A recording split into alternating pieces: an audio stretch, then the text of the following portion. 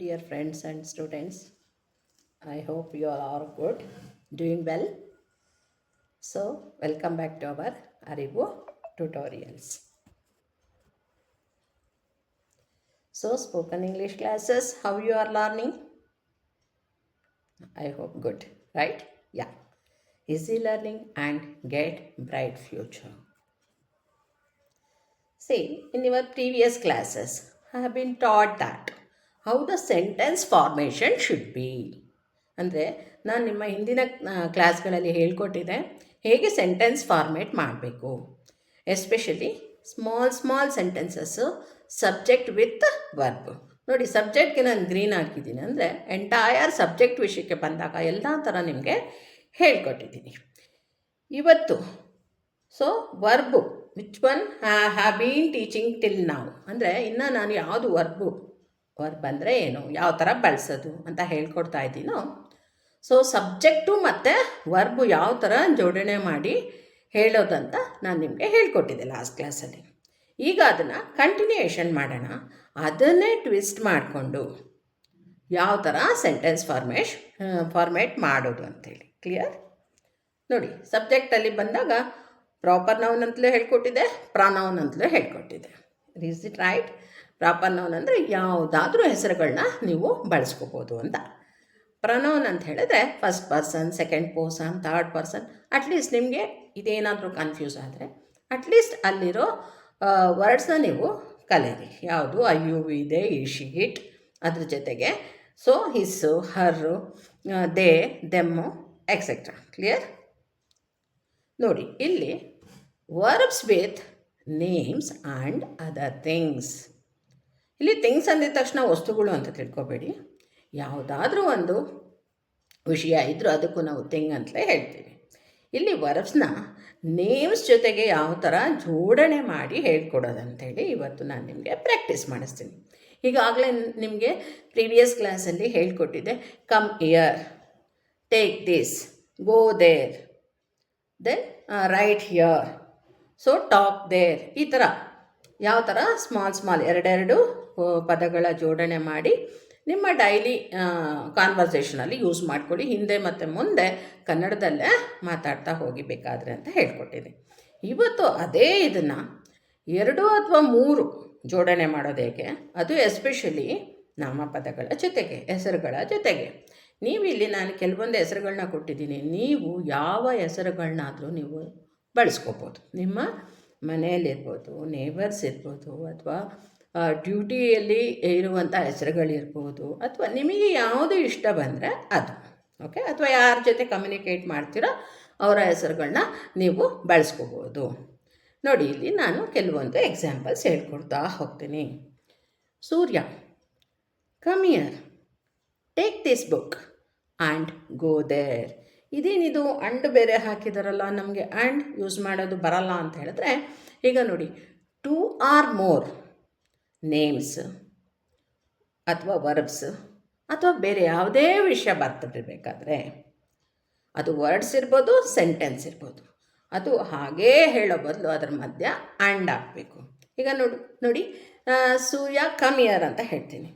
ಈಗ ಸೂರ್ಯ and Ravi come here. ನೋಡಿ, 2 ಹೆಸರುಗಳು ಬಂದಿದ್ರೆ ನಾನು ಅದನ್ನು ಮತ್ತೆ ಆ್ಯಂಡ್ ಅಂತೇಳಿ ಯೂಸ್ ಮಾಡಿದೆ.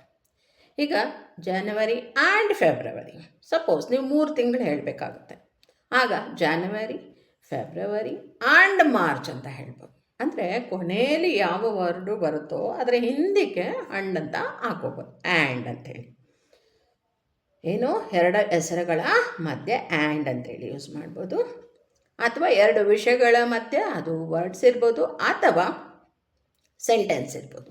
ಅದು ಯಾವ ಥರ ಅಂತ ಇಲ್ಲಿ ಹಾಕಿದ್ದೀನಲ್ಲ, ಹಾಗೇ ಪ್ರಾಕ್ಟೀಸ್ ಮಾಡ್ತಾ ಹೋಗೋಣ. ಸೂರ್ಯ, ಇಲ್ಲಿ ಬಾ, ಇದನ್ನು ತೆಗೆದುಕೋ, ಈ ಬುಕ್ನ, ಆ್ಯಂಡ್ ಗೋ ದೇರ್, ಅಲ್ಲಿ ಹೋಗು. ನೋಡಿ ಎಷ್ಟು ನೀಟಾಗಿದೆ. ಎಲ್ಲ ನಿಮಗೆ ಕಲಿಸಿರೋದ್ರಲ್ಲೇ ನಾನು ಸೆಂಟೆನ್ಸ್ ಫಾರ್ಮೇಷನ್ ಮಾಡಿದ್ದೀನಿ. Shannu, go there and bring or get that water can or water bottle. ಇದೇನಿದು ಅದೆಲ್ಲ ಹೇಳಬೇಕಲ್ಲ. ಇಲ್ಲಿ ಸ್ಲ್ಯಾಶ್ ಅಂತ ಹಾಕಿದರೆ ಅದೋ ಅಥವಾ ಇದೋ ಬಳಸ್ಬೋದು ಅಂತ. ಇನ್ನೊಂದು ಸಲ ರಿಪೀಟ್ ಮಾಡ್ತೀನಿ ನೋಡಿ. Shannu, go there and get that water can ಹೇಳ್ಬೋದು. ಅಥವಾ Shannu, go there and bring that water bottle ಅಂತ ಹೇಳ್ಬೋದು. ಈ ಥರ ಕ್ಲಿಯರ್? ಅಂದರೆ ಅಲ್ಲಿ ಹೋಗು, ಆ ವಾಟರ್ ಕ್ಯಾನ್ನ ತಗೊಂಡು ಬಾ ಅಂಥೇಳಿ ಎಲ್ಲ ಪ್ರೆಸೆಂಟ್ ಟೆನ್ಸ್ಗೆ ಸಂಬಂಧಪಟ್ಟಿರೋದೇ ನಾನು ಹೇಳ್ಕೊಡ್ತಿದ್ದೀನಿ ಈಗ. ರಮೇಶ್, ಸಿಟ್ ಹಿಯರ್, ಇಲ್ಲಿ ಕೂತ್ಕೋ. ರೈಟ್ ಯುವರ್ ಹೋಮ್ವರ್ಕ್, ನಿನ್ನ ಹೋಮ್ವರ್ಕ್ ಮಾಡು. ಆ್ಯಂಡ್ ಡ್ರಿಂಕ್ ಜ್ಯೂಸ್ ದೇರ್ ಅಥವಾ ಹ್ಯಾವ್ ಜ್ಯೂಸ್ ದೇರ್ ಅಂತ ಹೇಳ್ಬೋದು.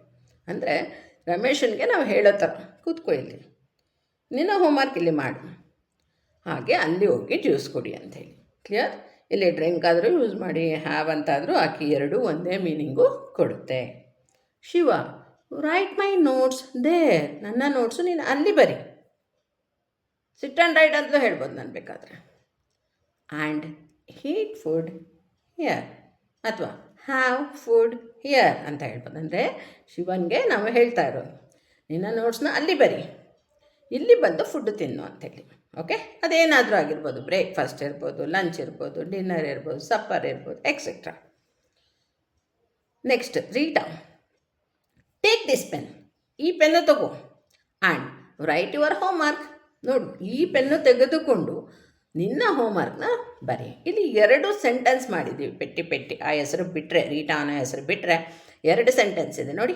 ಟೇಕ್ ದಿಸ್ ಪೆನ್ 1 ಸೆಂಟೆನ್ಸ್ ಆಯಿತು ಅಲ್ವಾ? ರೈಟ್ ಯುವರ್ ಹೋಮ್ವರ್ಕ್, ಅವೆರಡರ ಮಧ್ಯೆ ನಾವು ಆ್ಯಂಡ್ ಹಾಕಬೇಕು. Clear? Rita, take this pen and write your homework, ಈ ಪೆನ್ನು ತೆಗೆದುಕೊಂಡು ನೀನು ನಿನ್ನ ಹೋಮ್ವರ್ಕ್ನ ಬರಿ ಅಂತೇಳಿ. Varun, bring that water bottle, ನೋಡಿ, ಅಥವಾ Varun get that water bottle ಅಂತ ಹೇಳಬೇಕು. ಕ್ಲಿಯರ್? ಇಲ್ಲಿ ನೋಡಿ, ಹೆಸರು ಮತ್ತು ಮುಂದಿನ ಪದ ಜೋಡಣೆಗೆ ಹೋಗೋಕ್ಕಿಂತ ಮುಂಚೆ ಕಾಮ ಹಾಕಿದ್ದೀನಿ. ಏನು ಅಂದರೆ ಆ ಹೆಸರಿನವರಿಗೆ ನಾವು ಮಿಕ್ಕಿದ ಸೆಂಟೆನ್ಸ್ನ ಹೇಳ್ತಾ ಇರೋದು ಅಂತ ಅರ್ಥ. ಕ್ಲಿಯರ್?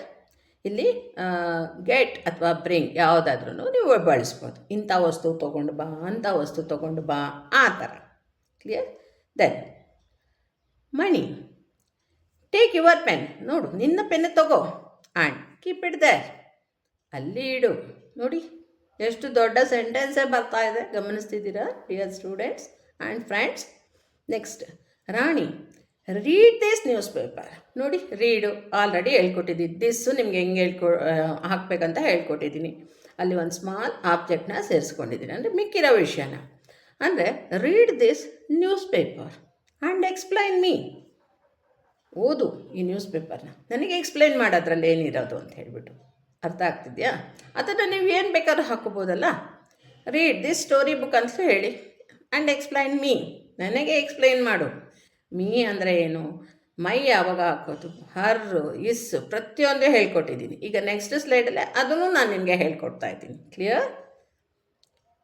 ರಾಮು, ಈಟ್ ಲಂಚ್, ಅಥವಾ ನಾವು ಹೀಗೆ ಹೇಳ್ಬೋದು, Ramu have lunch or breakfast there, ನೀನು ಲಂಚ್ನ ಅಲ್ಲಿ ಮಾಡು, ಅಥವಾ ನೀನು ಅಂದರೆ ಇಲ್ಲಿ ರಾಮು ಬ್ರೇಕ್ಫಾಸ್ಟ್ನ ಅಲ್ಲಿ ಮಾಡು ಅಂತ ಅರ್ಥ ಆಗುತ್ತೆ. ಐ ಹೋಪ್ ಅರ್ಥ ಆಗ್ತಿದೆ ಅಂತ ಅನಿಸುತ್ತೆ. ದಯವಿಟ್ಟು ನಿಮಗೇನು ಅನಿಸುತ್ತೋ ಅದನ್ನು ಕಮೆಂಟ್ ಬಾಕ್ಸಲ್ಲಿ ಹಾಕಿ. ನಮ್ಮ ಅರಿವು ಟ್ಯುಟೋರಿಯಲ್ಸ್ನ ದಯವಿಟ್ಟು ಸಬ್ಸ್ಕ್ರೈಬ್ ಮಾಡ್ಕೊಳ್ಳಿ, ಶೇರ್ ಮಾಡಿ, ಲೈಕ್ ಮಾಡಿ, ಕಮೆಂಟು ಮಾಡಿ. ಓಕೆ? ಆವಾಗ ನಮಗೆ ಗೊತ್ತಾಗುತ್ತೆ, ಇದನ್ನು ಮಾಡಿರೋ ಉದ್ದೇಶ ಏನು, ಎಷ್ಟೋ ಕಷ್ಟಪಡ್ತಿರ್ತಾರೆ ಇಂಗ್ಲೀಷ್ ಕಲೀಲಿಕ್ಕೆ, ಆ ಥರ ಅವ್ರಿಗೆ ಬಹಳ ಉಪಯೋಗ ಆಗುತ್ತೆ ಅಂಥೇಳಿ.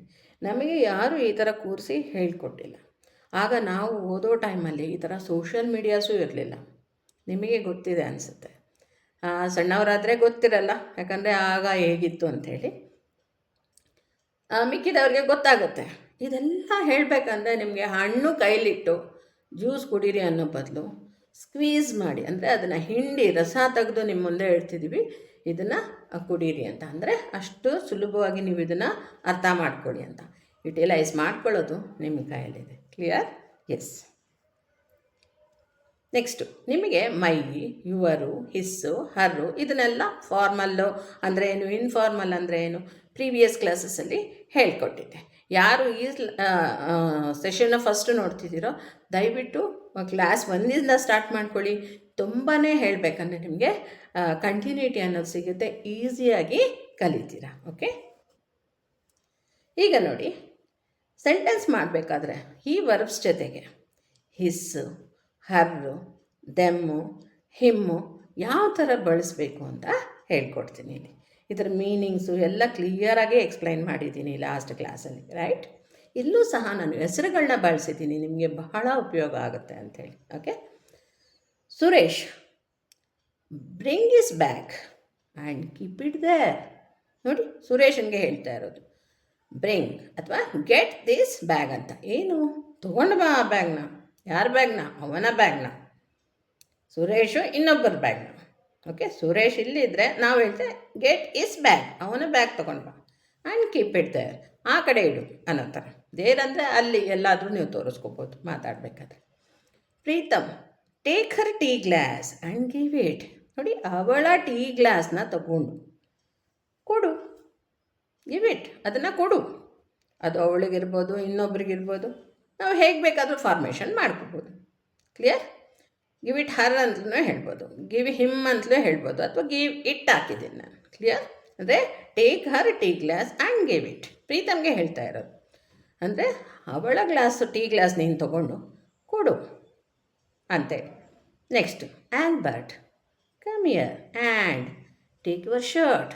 ಆಲ್ಬರ್ಟ್ನ ನಾವು ಕರಿತಿರೋದು, ಬಾ ಇಲ್ಲಿ. ಮತ್ತು ಟೇಕ್ ಯುವರ್ ಶರ್ಟ್, ನಿನ್ನ ಶರ್ಟ್ ತಗೋ ಅಂತೇಳಿ. ಮುಂದಕ್ಕೆ ನೀವು ಬೇಕಾದರೆ ಯಾವ ಥರನಾದರೂ ಬಳಸ್ಕೋಬೋದು. ಇಂಗ್ಲೀಷ್ ಕಲ್ತಾದ್ಮೇಲೆ ಇಂಗ್ಲೀಷಲ್ಲೇ ಮಾತಾಡ್ಬೋದು, ಅಥವಾ ಈಗ ಸದ್ಯದ ಪರಿಸ್ಥಿತಿಲಿ ನಮಗೆ ಗೊತ್ತಾಗ್ತಿಲ್ಲ ಅಂದರೆ ಮಿಕ್ಕಿದ್ದೆಲ್ಲನೂ ನೀವು ಕನ್ನಡದಲ್ಲೇ ಮಾತಾಡ್ಬೋದು.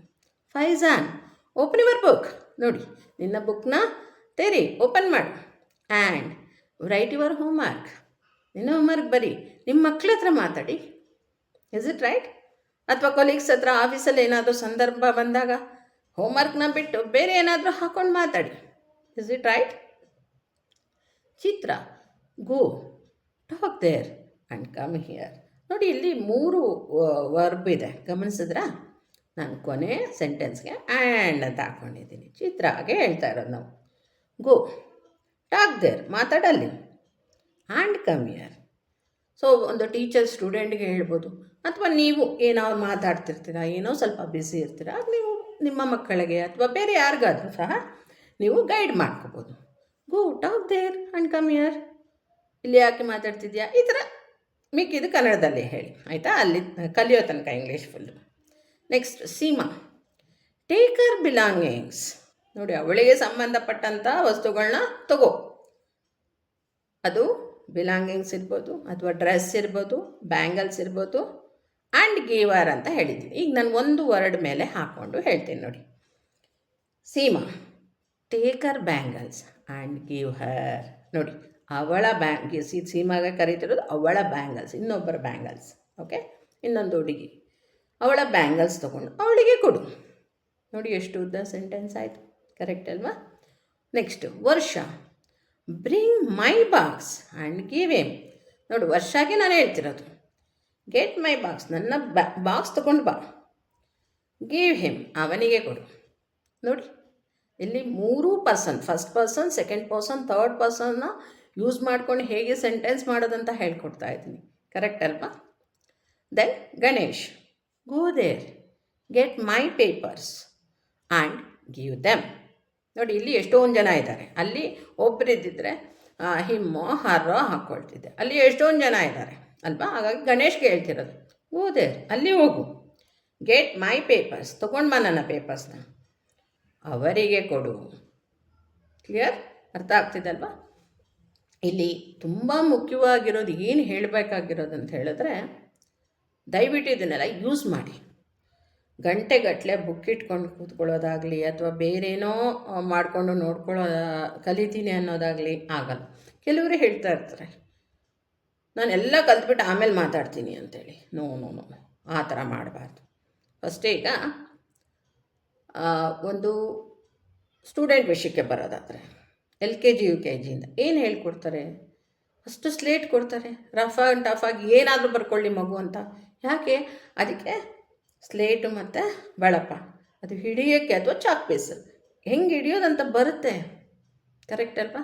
ಆಮೇಲೆ ಲೆಟರ್ಸ್ಗೆ ಕರ್ಕೊಂಡು ಹೋಗ್ತಾರೆ, ಆಮೇಲೆ ವರ್ಡ್ಸ್ಗೆ ಕರ್ಕೊಂಡು ಹೋಗ್ತಾರೆ, ಐಡೆಂಟಿಫಿಕೇಷನ್ಸ್ ಹೇಳ್ಕೊಡ್ತಾರೆ. ಅಂದರೆ ಅದು ಫ್ರೂಟ್ಸು, ವೆಜಿಟೇಬಲ್ಸು, ಅದರ ನೇಮ್ ಎಂದು. ಅದೇ ಥರನೇ ಎಲ್ಲ ನಾನು ಕಲ್ತ್ಕೊಂಬಿಟ್ಟು ನೋಡ್ತಾ ಇರ್ತೀನಿ, ಆಮೇಲೆ ಮಾತಾಡ್ತೀನಿ ಅಂದರೆ ಖಂಡಿತ ಬರಲ್ಲ. ಇನ್ನೊಬ್ರು ಏನು ಅಂದ್ಕೊಳ್ತಾರೋ ಅನ್ನೋ ವಿಷಯ ತಲೆಯಿಂದ ಬಿಟ್ಟಾಕಿ ನೀವು ಕಲೀಲಿಕ್ಕೆ ಸ್ಟಾರ್ಟ್ ಮಾಡಿ. ತಪ್ಪಾದರೂ ಪರವಾಗಿಲ್ಲ, ತಪ್ಪು ಮಾಡೇ ಎಲ್ಲರೂ ಕಲಿಯೋದು, ಕರೆಕ್ಟ್ ಅಲ್ವಾ? ಇನ್ನೂ ಒಂದು ತುಂಬ ಮುಖ್ಯವಾದ ವಿಷಯ ಏನಂದರೆ, ಇದನ್ನೆಲ್ಲ ಯೂಸ್ ಮಾಡಬೇಕಾದ್ರೆ ನೀವು ಈ ಟೀಚರ್ಗೆ ಪಾಠ ಹೇಗೆ ಒಪ್ಪಿಸ್ತೀರೋ ಆ ಥರ ಮಾಡಬಾರ್ದು. ಈಗ Suresh get that, keep it here, no, ಆ ಥರ ಅಲ್ಲ. ಕ್ಯಾಶುವಲ್ ಆಗಿ ಮಾತಾಡಿ. ಅದು ನಾರ್ಮಲಾಗಿ ಹೇಳ್ಬೋದು. ನಾನು ಒಂದೇ ಸೆಂಟೆನ್ಸ್ನ 3 ಥರ ಅಥವಾ 4 ಥರ ಹೇಳಿ ತೋರಿಸ್ತೀನಿ ನೋಡಿ. ಈಗ ನಾರ್ಮಲಾಗಿ Suresh get that, keep it year ಹೇಳ್ಬೋದು. ಅಥವಾ Suresh get that, keep it year ನೋಡಿ, ಸ್ವಲ್ಪ ಕೋಪವಾಗಿ ಹೇಳೋದು. ಅಥವಾ ಅದನ್ನೇ ನಾವು ಪ್ರೀತಿಯಿಂದನೂ ಹೇಳ್ಬೋದು. ಯಾಕಂದರೆ ಎಲ್ಲ ಸಂದರ್ಭಗಳು ಬರುತ್ತೆ, ನಾವು ಮಾತಾಡ್ತಾ ಇರ್ತೀವಿ, ಕರೆಕ್ಟ್ ಅಲ್ವಾ? ಸೊ ಸಂದರ್ಭಕ್ಕೆ ತಕ್ಕನಾಗೆ ನಾವು ಚೇಂಜ್ ಮಾಡ್ಕೋಬೇಕು. Suresh come here, please get this bag, keep it there ನೋಡಿ ಅಲ್ವಾ? ಈ ಥರ ನೀವು ಎಕ್ಸ್ಪ್ರೆಷನ್ಗಳಿಗೂ ಸಹ ಒತ್ತು ಕೊಡಬೇಕು. ಫೇಶಿಯಲ್ ಎಕ್ಸ್ಪ್ರೆಷನ್ ಅನ್ನೋದು ತುಂಬ ಮುಖ್ಯ. ನೀವು ಅದನ್ನು ನಾರ್ಮಲ್ ಆಗಾದರೂ ಮಾತಾಡ್ಬೋದು, ಅಥವಾ ಪ್ರೀತಿಯಿಂದ ಮಾತಾಡ್ಬೋದು, ಕೋಪದಿಂದ ಮಾತಾಡ್ಬೋದು, ಅಥವಾ ಯಾವುದೇ ಒಂದು ಗಡಿಬಿಡಿ ಇಲ್ಲದೆ ಮಾತಾಡ್ಬೋದು. ಈ ಥರ ನೀವು ಎಕ್ಸ್ಪ್ರೆಷನ್ ಜೊತೆಗೆ ಮಾತಾಡೋದನ್ನು ಕಲಿತ್ರೆ really dear friends and students, ಇನ್ನೂ ಚೆನ್ನಾಗಿ ಕಲಿತಾ ಹೋಗ್ತೀರಾ. ಈಗ ನೋಡಿ, ಥ್ಯಾಂಕ್ಸ್ ಹೇಳ್ಬಿಡ್ತಾ ಇದ್ದಾರೆ ಮೇಡಮು, ಕಟ್ ಮಾಡೋಣ ಅನ್ಬೇಡಿ. ಇಲ್ಲೂ ಸಹ ನಾನು ನಿಮಗೆ ಒಂದು ಟಿಪ್ ಇಟ್ಟಿದ್ದೀನಿ. ಏನಪ್ಪ ಅಂತ ಹೇಳಿದ್ರೆ, ಯೂಶ್ವಲಿ ಎಲ್ಲ ಕ್ಲಾಸಸ್ ಆದಮೇಲೆ thank you dear friends and students ಅಂತ ಹೇಳ್ತೀನಿ. ಇಲ್ಲಿ ನೋಡಿ, ಸಬ್ಸ್ಕ್ರೈಬ್, ಕಾಮ, ಯಾಕಂದರೆ ಇನ್ನೂ ನಾವು ಮುಂದೆ ಕೇಳ್ತಾ ಇದ್ದೀವಿ, ಹಾಗಾಗಿ ಕಾಮ ಕೊಟ್ಟಿದ್ದೀನಿ ನಾನು. ಶೇರ್ ಅಂದರೆ ಶೇರ್ ಮಾಡಿ ಇನ್ನೊಬ್ಬರಿಗೆ, ಯಾರಿಗೆ ಅವಶ್ಯಕತೆ ಇದೆಯೋ, ಯಾರು ಕಲಿಬೇಕು ಅಂತಿದ್ದಾರೋ ಅವರಿಗೆ ಶೇರ್ ಮಾಡಿ ಅಂತ ಕಾಮ ಕೊಟ್ಟಿದ್ದೀನಿ. ಲೈಕ್ ಮಾಡಿ ಅಂತ. ಇನ್ನೊಂದು ನೋಡಿ, ಕಮೆಂಟು, ಅದು ವರ್ಬೇ ಹೇಳಬೇಕಂದ್ರೆ ಕರೆಕ್ಟಾ, ಆ್ಯಕ್ಷನ್ ವರ್ಡು, ಅದಕ್ಕೆ ನಾನು ಆ್ಯಂಡ್ ಅಂತ ಕೊಟ್ಟಿದ್ದೀನಿ ನೋಡಿ. ಸಬ್ಸ್ಕ್ರೈಬ್, ಕಮ ಶೇರ್, ಕಮ ಲೈಕ್ ಆ್ಯಂಡ್ ಕಮೆಂಟ್ ಅಂತ ಹಾಕಿದ್ದೀನಿ. ಆ ಸ್ಲ್ಯಾಶ್ ಇದೆಯಲ್ಲ, ಅದನ್ನ ನೀವು ಅಂತ ಓದ್ಬೋದು. ಸೊ ಮೆಸೇಜ್, ಯುವರ್ ಒಪಿನಿಯನ್ ಅಂತ ಹೇಳಿದ್ದೀನಿ, ಅಂದರೆ ನಿಮ್ಮ ಒಪಿನಿಯನ್ನ ಮೆಸೇಜಲ್ಲಿ ನಮಗೆ ತಿಳಿಸಿ ಅಂತ. ಈ ಥರ ನೀವು ಪ್ರತಿಯೊಂದರಲ್ಲೂ ಸಹ ನೀವು ಹುಡುಕ್ತಾ ಹೋದರೆ ಖಂಡಿತ ನೀವು ಕಲಿತೀರ ಡಿಯರ್ ಸ್ಟೂಡೆಂಟ್ಸ್. ಸೊ ನಿಮ್ಮ ಅನಿಸಿಕೆಗಳನ್ನ ದಯವಿಟ್ಟು